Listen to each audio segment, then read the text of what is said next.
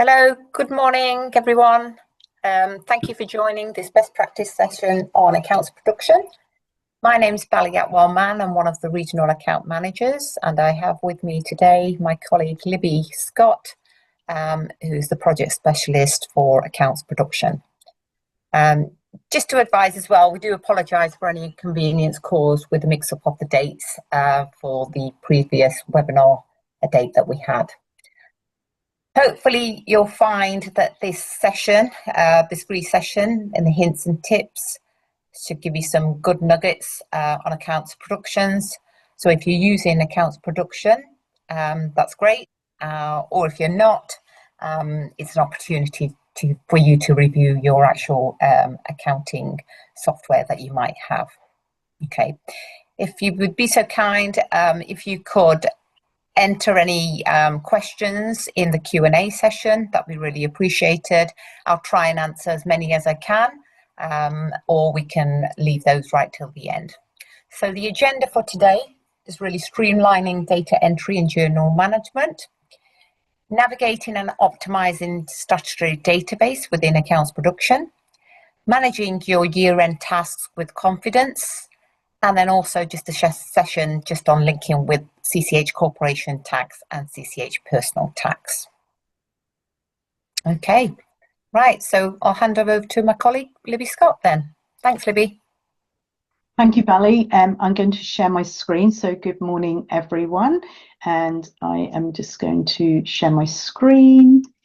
Bear with me a moment.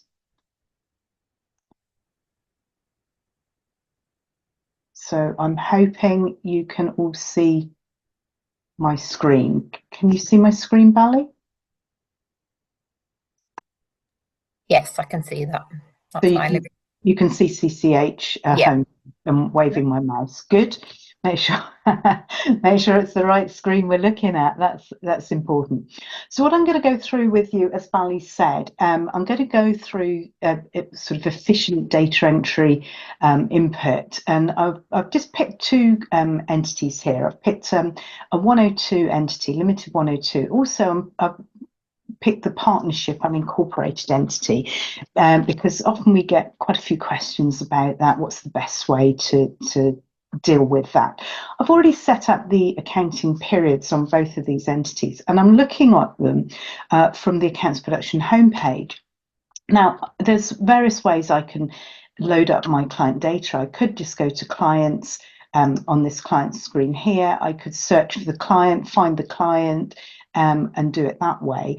I prefer to use a home page, so I'm just going to close that. And I'm not going to go through setting up the home page. We normally go through that on our data entry course, but also there's guidance online as well. But I've done it through Customise. So if you are familiar with home pages, you know you can do that through Customise. I've brought in the master pack number, and I did that through the field chooser as well. So if you're thinking, how did you get that in there? It's a right click and then go to the field chooser, and that column master pack was in there. And that's really useful to be able to see that. I've also organised my homepage just by contact type. So I did that by literally clicking on this contact type and dragging it over here so I can see my contact type. Finally, I've put a filter onto my homepage, so that's not there by default.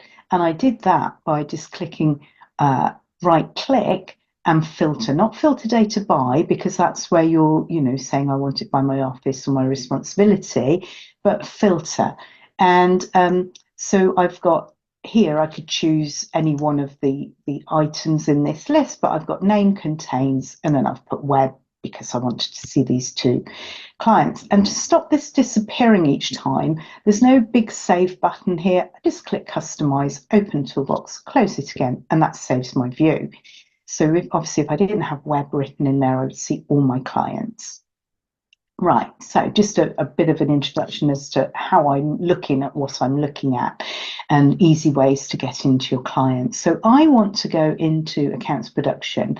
Like I say, I've already set up my accounting periods. So I'm going to limited company first, And you can see then I'm straight in Accounts Production. I was in the statutory database, that's why it took me there.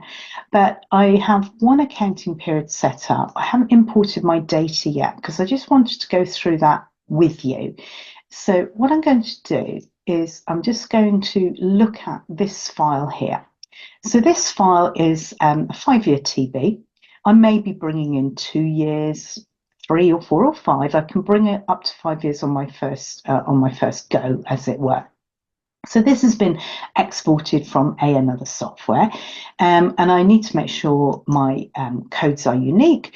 I have a description and I have at least 1 year's worth of data, and that minus there indicates that it's a credit.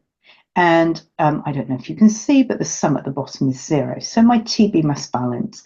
If I'm importing 1 year's worth of data, I can have debits in column C, credits in column D. So if your software exports debits and credits, you don't have to put it all into one column.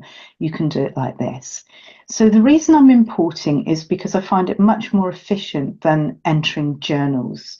So I put my information, either I can export from my bookkeeping system and it exports into Excel, and then I can save as a CSV comma delimited file.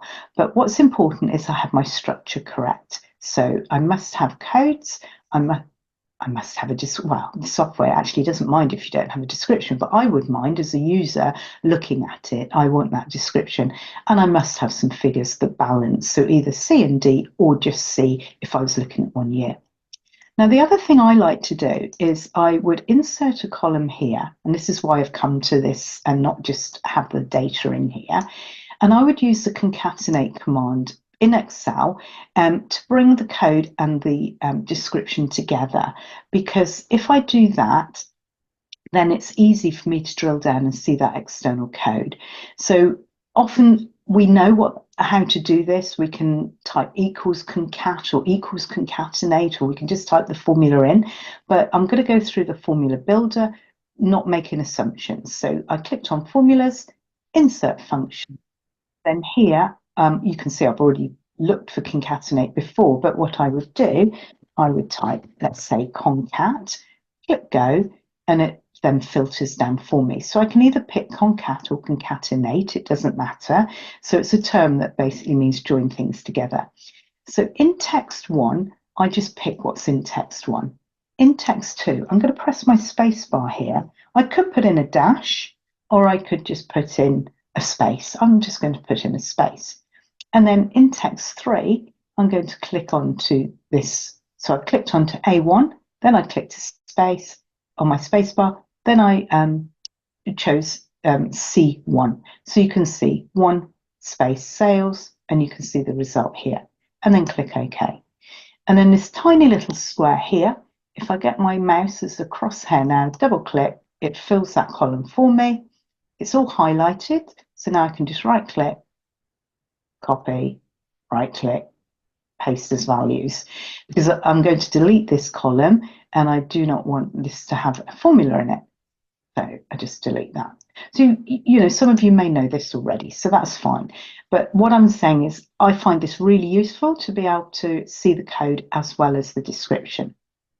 So then I would file save as, and I would save it as a CSV comma delimited file.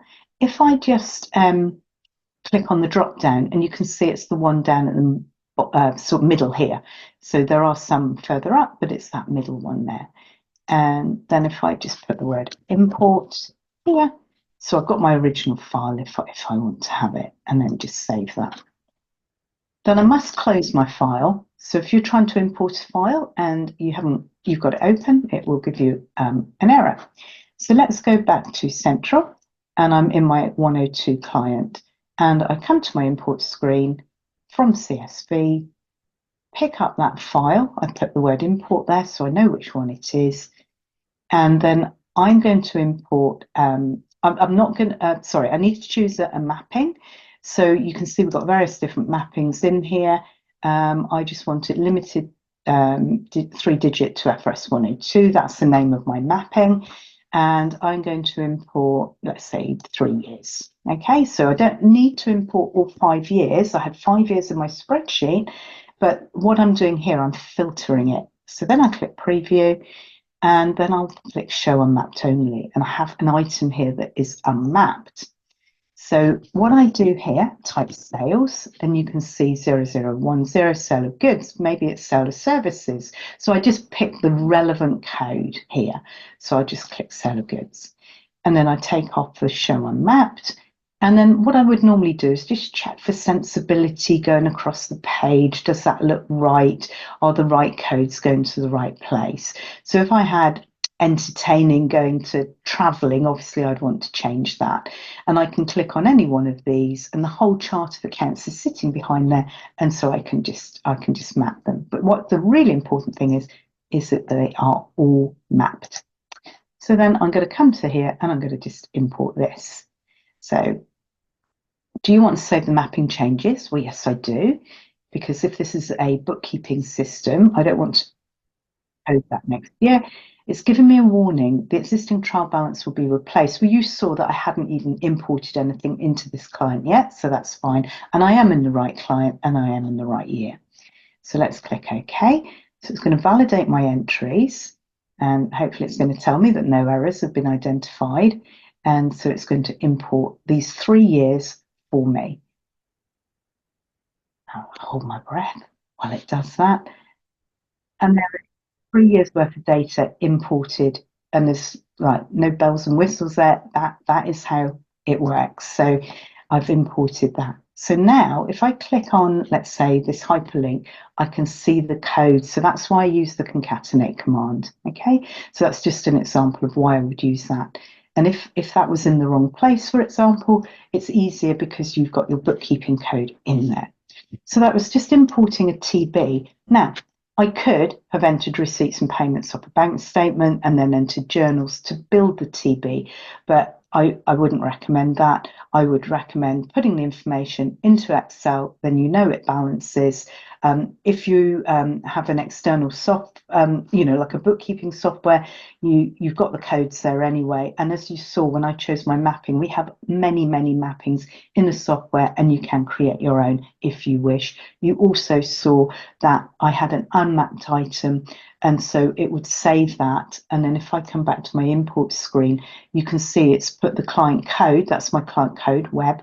And so next year I wouldn't have to map that code. So whether it's 1 or 10 codes, I wouldn't have to map those codes. So that was just talking about importing the data and being more efficient than entering those journals there. On the subject of journals, we have journals and advisor journals. Often asked, why we've got journals and advisor journals. So if you imagine building the TB, receipts, payments, journals, that's building the TB or import. So I would prefer to import. After I import, if I have any adjustments to make to the figures, I would create an advisor journal. So if I say, actually, I've got a late bad debt adjustment in there. So I'll put that in, and then my source reference was whatever it is, and I need to, bad debt adjustment for XYZ, put in my description, and then I don't know what the code is, so I just type the word bad in there, and it brings me up description category, and it shows me where I've got balance already. Now, maybe it's a reduction or it's an increase. Yeah. So I would, choose my admin expenses if that's where it's going. Obviously, if I'm going to reduce the bad debt, it was a late payment, I would put it as a credit, but let's say it's more bad news. I'll put a figure in there, enter, and then just enter across. And I'm going to type the word bad again, and it's going to go to this bad debt provision. And so here I've tabbed across once, but I'm going to press Control and I now. Figure. So it just tell me here I can put in Control and I to insert the remaining balance, so I can see that there, and then that balances. So I'm going to post that. Okay. So in terms of looking at advisor journals, I can now go to View Advisor Journals.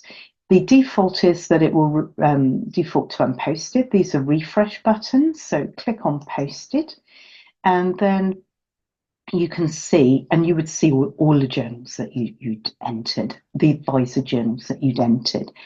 And I have two hyperlinks here, edit and unpost.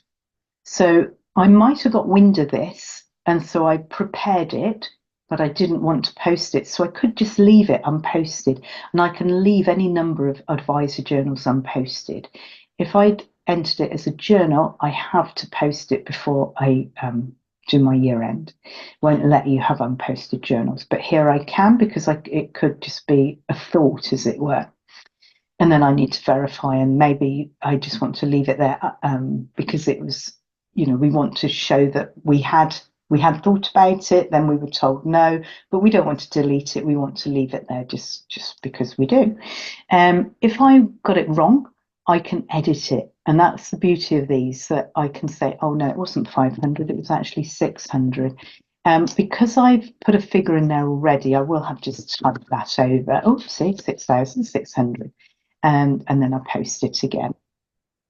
So it's left that open in case I want to enter another journal, but I don't, so I'll just close that. So it went to unposted because when I edited it, it unposted it. Now I've posted it again. All right, so what's the other benefit here? So if I go to, you can see the journal is an adjusting journal. I chose the adjusting journal type because I was making a change between the P&L and the balance sheet. So I was actually adjusting the profit.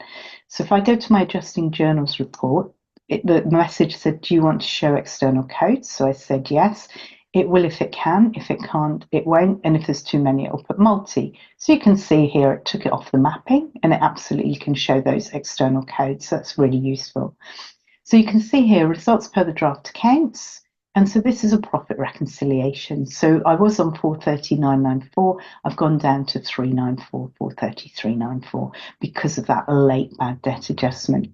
So if you're speaking to your clients, what you can do then, you can export this to a PDF, and you can, lay it in front of them, as it were, because they say, well, why has my profit gone down? And you say, well, it's because of these late adjustments that we spoke about, etc., etc. You can export to Excel here. What you see is what you get when you use that option. So you'll see the blue banner and everything. The export to Excel here is just like a data dump. You can also print PDF. So you have various options. So I'll just close that. So you don't get that report just by journals, and also you wouldn't be able to do the profit rec because there's these, simply like that, because the journal would have gone into that initial figure. You'd have to go to view transactions, export that to Excel, and create your own profit rec. So that's what I always use things. There are different types of journals. So if you were just reclassifying items, just profit items, profit and loss items, or just balance sheet items, not adjusting the profit as such, you're just going to reclassify. So, so that's just talking about the efficient data entry, importing TVs, transactions, linking and entering journals. We're going to come to all the questions at the end, so I'm just going to keep going. I'm not ignoring you. We'll come to the questions at the end because otherwise we might not get through everything we need to get through. Right, navigating the statutory database, and I'll come back to the partnership, but navigating the statutory database is very easy. Sometimes people a little bit overwhelmed. So here, if you think about your accounts and you think of the order of your accounts, you've got general, you've got setup here. So in my client preferences, my entity is small. I'm reporting under 1A. It's exempt from audit. So I've done these settings already. But there's many, many settings. So you would just do these as a one-off, as it were. And then you want to enter additional information into the director's report or not, as the case may be, but you've got your reports. So my strategic report has a red dot because for a small 1A, it's not a requirement. If I wanted to include it, I would do it here, include the strategic report, and then it would take away that red dot. And then I've got my accountant's report, and then I've got my primary statements, profit and loss balance sheet, statement of change in equity, and you can see I've presentation, I have settings, so I have options here. I know some people like to use this combined statement of income and retained earnings, for example. And so then my statements, so I've already said here, I'm not doing a cash flow, it's a 1A. Again, I have an override in the general area if I wish that. All my accounting policies, if there was a change in accounting policies, I would have said so up in the general area. Judgments and key estimates, and then my notes, profit and loss balance sheet, continuation of balance sheet. So this is where my related party and my leasing, operating lease note is. Then a collection of signing dates. These are in individual folders as well. And then I have my management collection here, and I have print options. So if I want a detailed profit and loss with a front cover, I can put the number 1 in and it'll give me the front cover. If I want to put in an override, I can put text in here. So if I've got that, if I want that. So I could say I want some of these others as well, but I'll just put that one in there.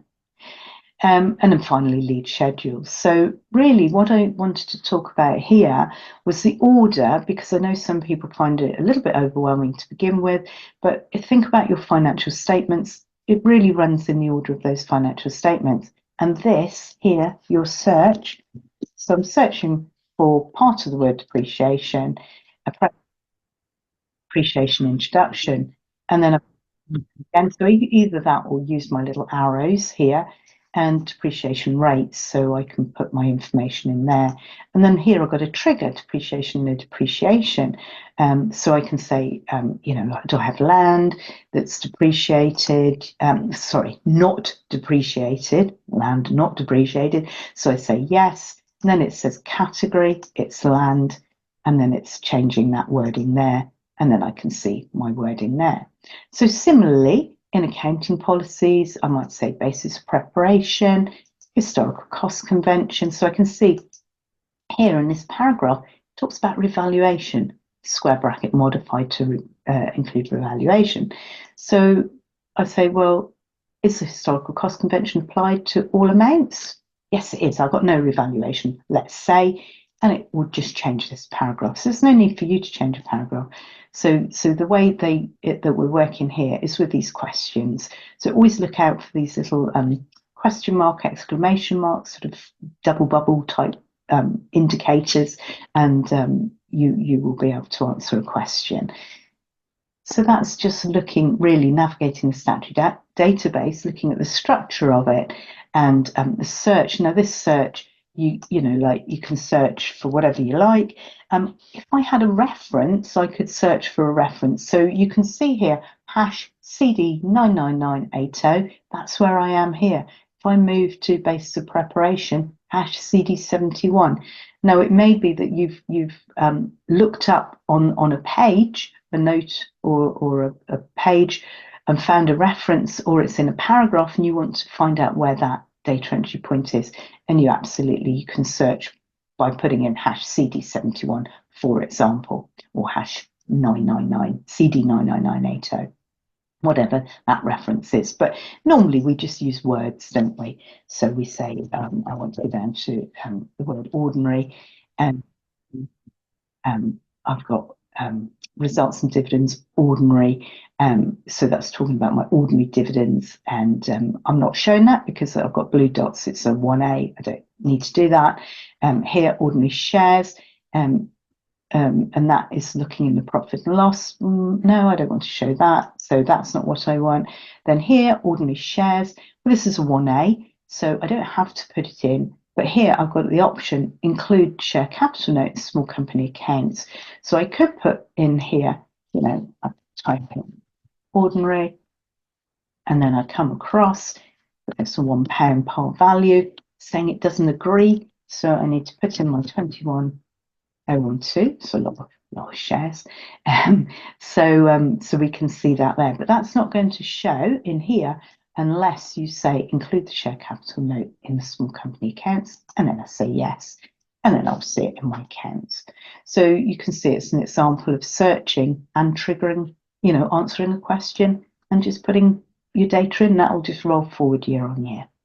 And what's handy as well is the guidance notes. You know, here it's saying heading 1 refers to these nominals. So if you've posted, I know sometimes people have class A, B, and C, and when they look here, they've posted everything into one set of codes here, and they say, oh, that's not quite right. So they know, you know, it's showing you here, well, do an advisor journal, move them out of, let's say, 9500 into 9510, 9520, and so on.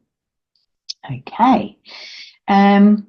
Good. Right. So I'm going to jump just back to this partnership because we were talking about data entry and efficient data entry. So in here, what I want to show you, I'm on the import screen. I've set up my accounting period and I've decided I'm going to import 2 years. But I haven't, you know, I haven't done anything else. And it told me when I show a map, it's told me that all these items are unmapped. And it's like, oh, why is that then? So what I would say is when you're doing a partnership, I'm going to just go to the home here. I'm going to delete this current period. There's nothing in it, so it's quite safe for me to do this. It's kind of one of those, don't try this at home if it's not safe. I'm going to delete this one as well because I hadn't set up, the reason I'm doing that is because I hadn't set up any link nominals at all. So I'm going to come in here and I'm going to say it's unincorporated and the year start is 06/04/2020. Am I going to go with 2023 because I want the first year. Okay. And then I'm going to click, so you can see it's unincorporated, click OK. I'm not going to activate working papers at this moment. So it's unincorporated, but it's a partnership. So double click into here. And then I have my offices. So in here, I have M. Gray and D. Shepherd. I've got J. Wilson as well. But in my example, J. Wilson doesn't actually come into being until the following year, but never mind, I've got that there anyway. Now, what I've got is linked nominals. So if I just choose, let's say, Derek and M. Gray here, what I can do, you see it says available for deletion because I haven't posted anything. It's going to give me the subcodes and I'm going to create nominal linking. Before I do, let me just show you chart of accounts, local nominals, none. All right, so go back to all nominals. So I went to my officers, the order here, 1, 2, link nominals. So the order 1, 2, that comes from the officers screen. The subcodes come from, I can change those before I post anything. So I'm just going to select those two. I just want to do the linking for those two at the moment. So then create nominal linking. Nominal subcode has been added. You wish to proceed? Yes, I do. And then go to my chart of accounts, go to local nominals, and you can see they've all been created. And so that's why I couldn't map them because they weren't there, and I don't want to be creating them. Now, what I don't want to do either, I don't want to do this in every year. So I'm just going to come back to my profit close off, and it says here enter 95 or 9600. So you will enter either one. So I'm just going to put in 9600. I cannot do a year end unless I've done this. Now you see I haven't imported any figures. What I might do at this point, I might import my TB. I might import it year on year, but I'm just going to try and be quick and import 2 years at once. But I've only got the first year set up here.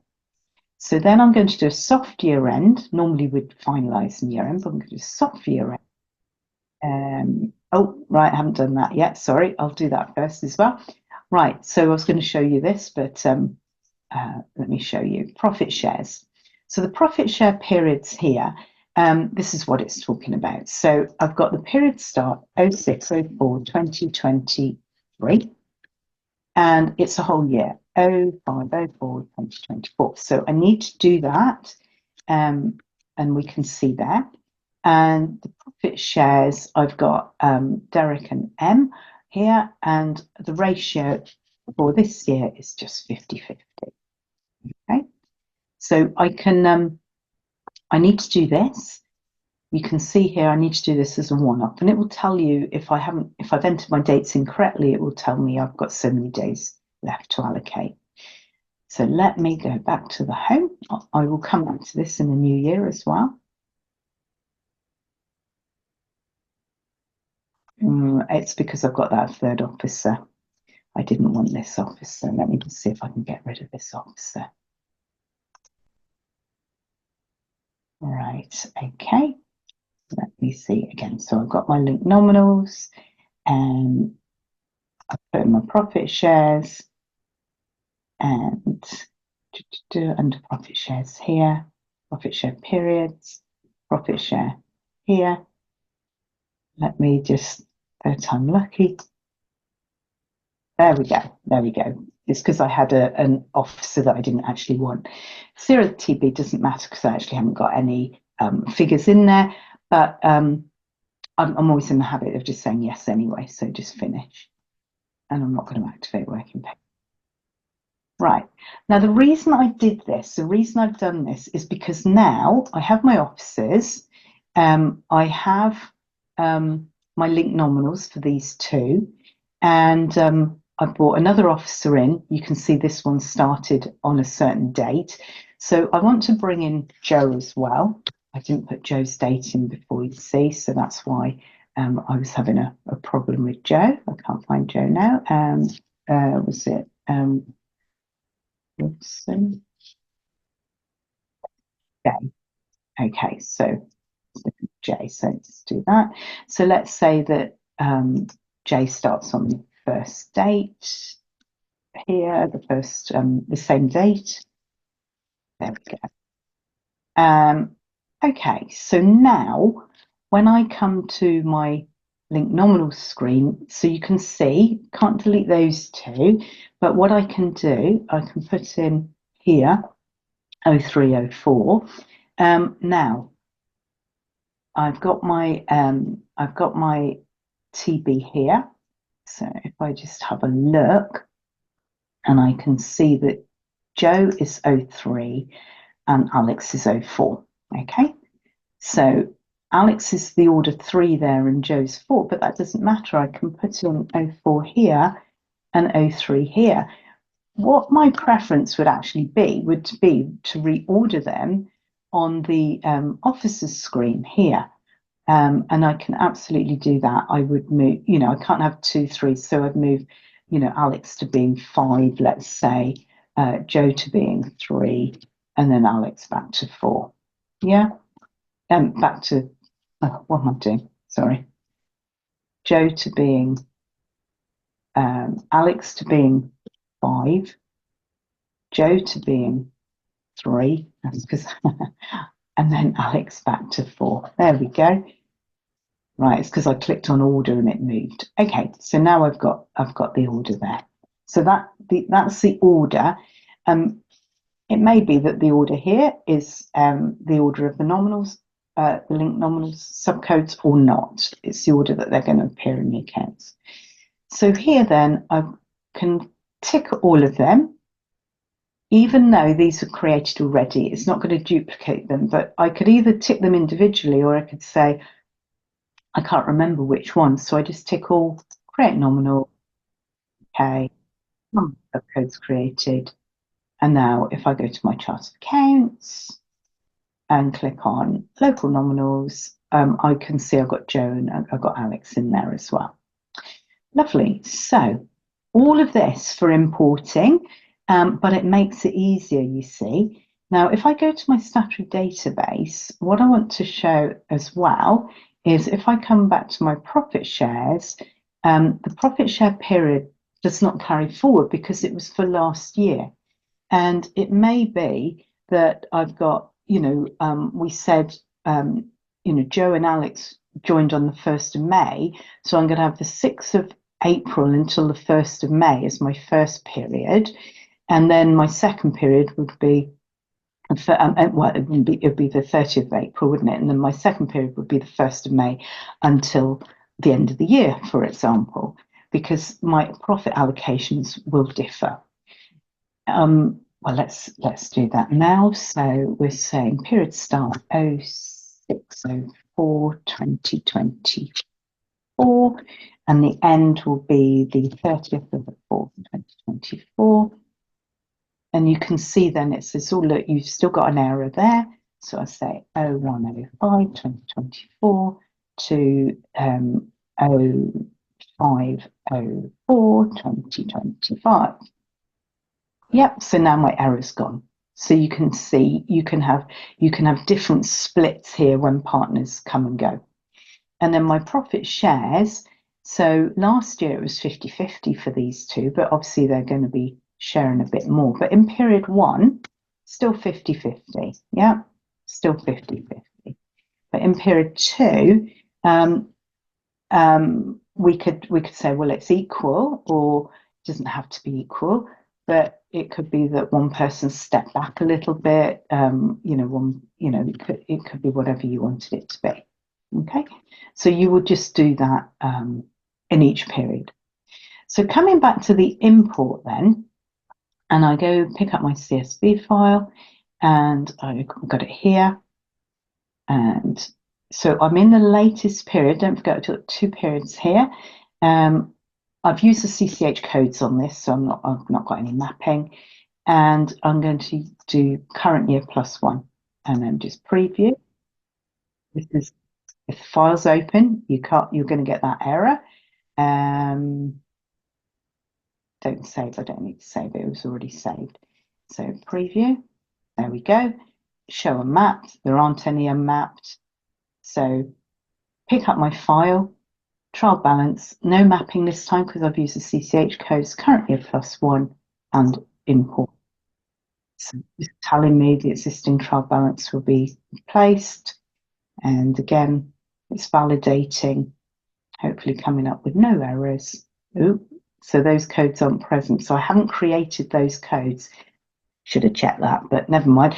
But you can see then I need to go and create these codes. These are codes that weren't in the link nominal linking, so I do need to create these for these partners. Okay, I'm not going to do that here and now, but I just want to show you.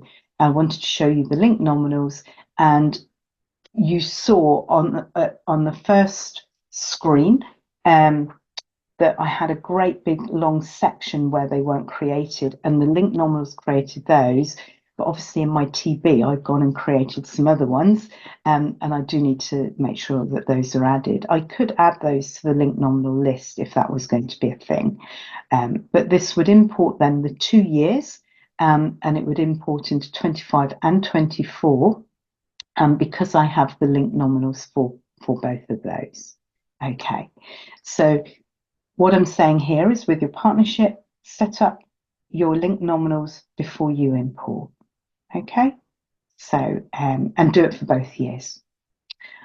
Right, so bringing in TBs then.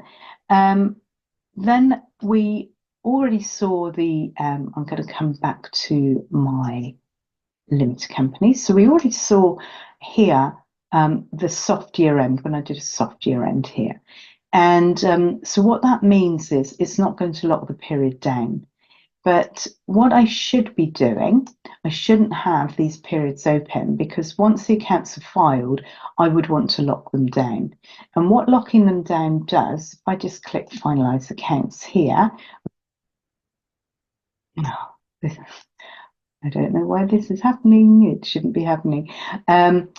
When I lock down my periods, you won't be able to see it's I've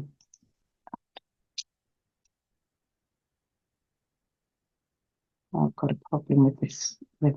Okay, I'm going to just jump into another client, so bear with me.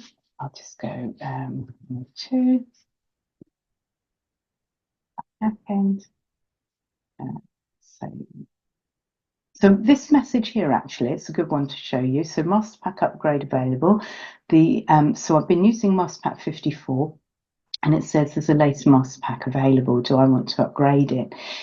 So in this job, I'm at the end of the job, so I don't want to upgrade it. So I would just click ignore. If I was starting the job, I would say yes. If I was unsure, I would say no. So I'm just going to ignore that upgrade there for the moment. And then I'll show you the year end in this one. So if I finalise the accounts, there we go, current period finalised. That's what I was expecting to see.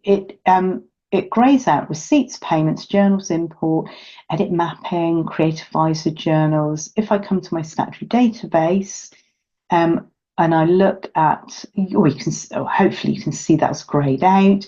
If I go to the accountant's report, for example, it's all greyed out. So what this is stopping me doing is entering anything in here by mistake. Okay, so I finalised that, and I finalised that when the accounts were filed. So I could do finalise and year end all in one go. I didn't do that. So here, when I'm ready to do the year end, I will click on year end, zero my TB. It's just asking me if I want to upgrade to IFRS. No, I don't. And then I click finish. Okay, so then that would open up the new year. So I can do it all in one go, but often people will finalise the accounts when the accounts are filed, and then when they're ready to start working on the accounts. Okay, so now can you see last time I said no, I didn't want to upgrade to Master Pack 55 because I was in that prior year. But at the year end, it's going to adopt the latest Master Pack for me. So that's good because I want the latest because I'm about to start work on the new year. All right. So I just wanted to go through these options. Often I see people will have years and years and years unfinalized, and then they'll say, you've clicked on here, you're scrolling up and down on your mouse, you're suddenly in the wrong period, you don't check, and you've imported your TB over the top. So we don't want you to do that, and that's why finalised is locking it down. So it's absolute best practice that you will finalise once your account's filed. So then people will say, well, what about if I got a prior year adjustment? That's when you'd use the restatement journal under under journals, okay? And there's information of that on the web. Right, then sending accounts over to corporation tax or personal tax. So what's important here is the coding, using the right nominal codes. In the limited company, we've got the tax link. You can see you've got your basic figures that will come over. You can take a detailed profit and loss account over once you're in the tax product. You can import that. That's not a problem. Under the partnership, if I click on the tax link here, you can see it much more involved. I've got a problem with that part. I don't know what I've done to it. Hold on, let me let's go for that. Just say no again. With the what am I doing here? The tax link. Here we go. That's what I want to show you. Right, so you can see all the boxes. So similarly with a sole trader, you'd have all the box numbers, and that's why it's really important that you get the nominal coding right. You can look up any of these nominal ranges here in the range contents, and then you would just click update tax to send through to either personal or partnership tax, depending on the entity you're in, or the limited company through to the limited company, the CT 600 limited company tax return. And within your tax product, within corporation tax, let me go back to corporation tax. Let me, I've got loads of tabs open, so I'm going to close all but this. And then I'm going to just go to the home, and I can open the client. I could have gone to my home page and done this, and then I would go to my tax returns. I've got a tax return here, so I'll just go into that tax return, and within I know we're not doing corporation tax, it's just because of the link back to accounts production that I'm showing you this, and you can see you've got your tax journal here. And what I would say, I've just clicked into there. I'm going to say yes. It's going to go to whichever period. I have a long period of account there. Just post as advisor journal. It's giving me an error that the accounting periods do not match. I haven't actually aligned this, so I wasn't expecting to use this client. So post as advisor journal, just tick that, and it's giving you the amount. you do have an override amount, and you will click post. I'm not going to post it. This clearly isn't ready to go, but I just wanted to show you that link back to Accounts Production. Then when you look at your View Advisor Journal screen, you will see this journal. So that's it. So I've gone through everything I wanted to go through. So looking at the data entry, looking at why you're using different types of journals, navigating statutory database, the finalising year-end options, and the links between the tax products, and I incorporated in there the bringing in the TBs into the partnership. So, Bally, do we have questions? We do. We do. So, right, I'm looking at them now.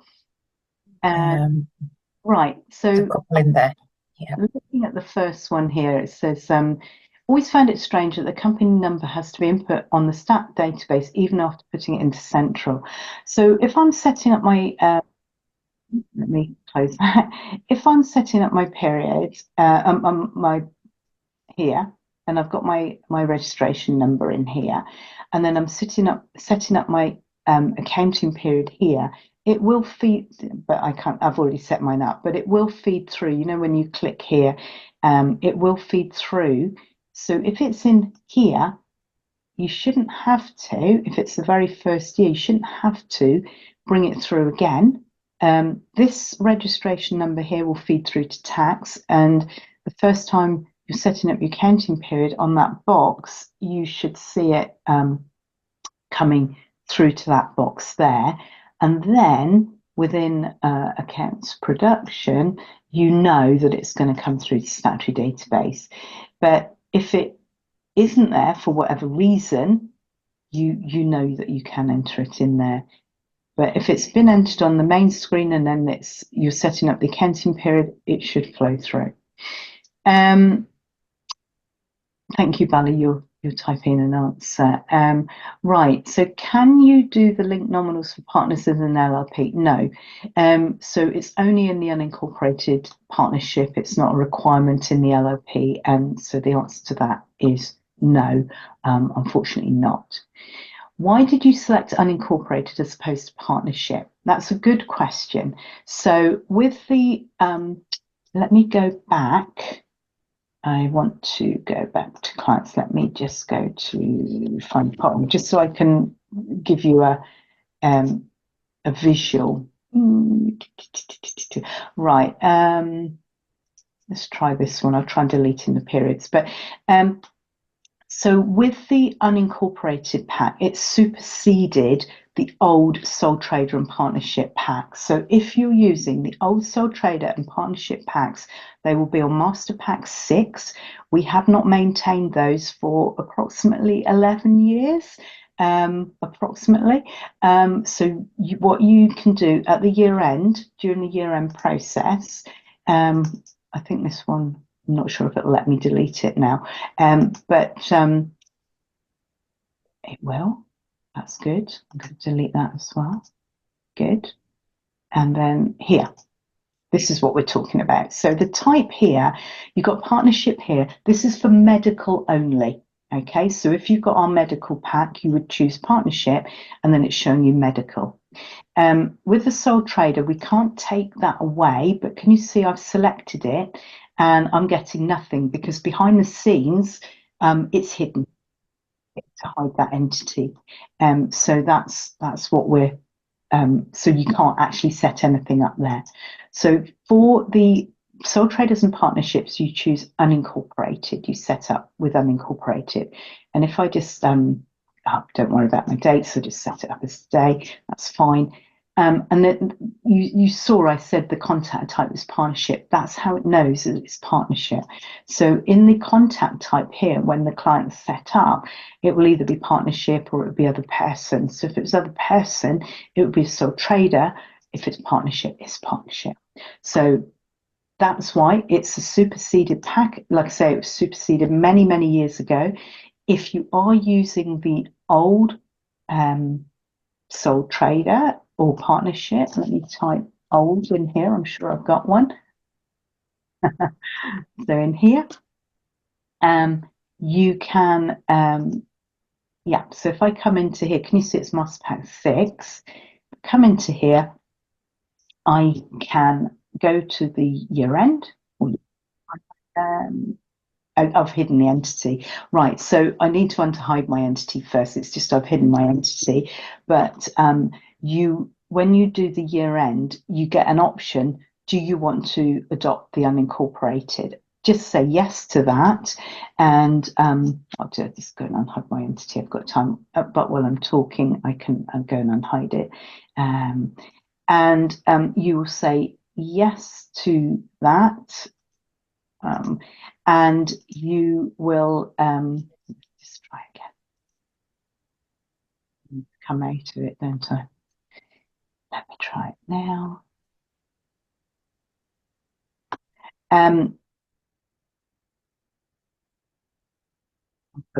Central. I've got to do the subcodes. I haven't, sorry, this isn't set up to do it, so I'm not going to do it now.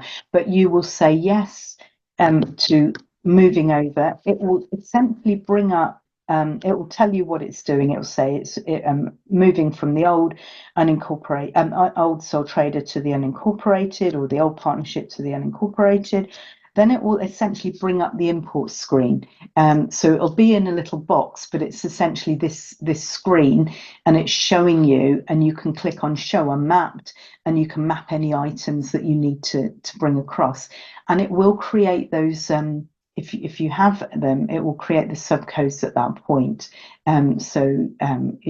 It's quite easy to move across. And the benefit of moving across is the chart of accounts is using more or less the same codes as for a limited company, with exceptions, obviously, because some codes are unique to partnerships, some codes are unique to limited companies. So that's that. Where are we? Hold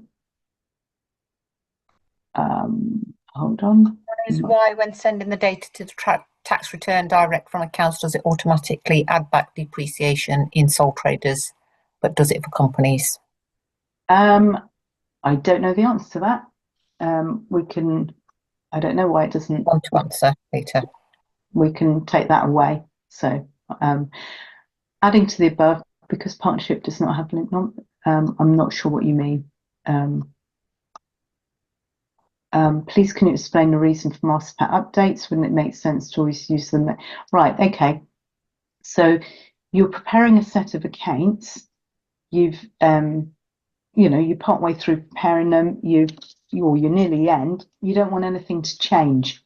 So that's why you wouldn't adopt the latest MasterPack, because then it's like, oh, hold on, I'm just about to lay these accounts before the partner or the client or whoever. Oh, now there's an update, something's changed. So you wouldn't want that to change. So when you're starting a set of accounts, absolutely, you would adopt the latest MasterPack. All right. Where do we key in the authentication code permanently without having to key it every time we submit? So in one of the later updates, you should now be able to key in that authentication code, and it should stick. It should just pull back. So it wasn't for quite some time, but I'm informed that has been looked at. Okay, so that was looking at there. I don't think there's any more questions.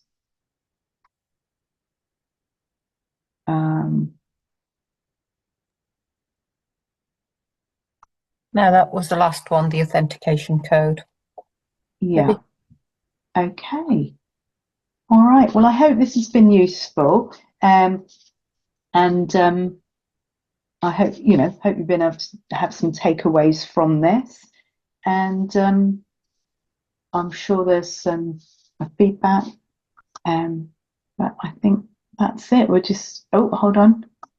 Just get some. So that's the same question about the authentication. So what I've just said about that is you'll put it in, the database should be storing it now. We will aware of it. Okay. Brilliant. We can get back to them just on those couple ones and Yeah. something that needs elaborating. But just want to say thank you very much for taking the time today for joining. Hopefully it's been a useful session. There's just some additional support and advice available. So to utilise our support portal, where there's a lot of resourceful information for logging your cases, the actual different groups that you can join, and the user docs as well. And then if there's any further consultancy advice that you need from our professional services, by all means, get in touch with your account manager for some details. And as I say, on the actual portal, there is a lot of product information, getting started, bite-sized videos that you can make the most of utilising the software. One last question. Can you show me the journal reconciliation report again? Absolutely. Let's end on a high.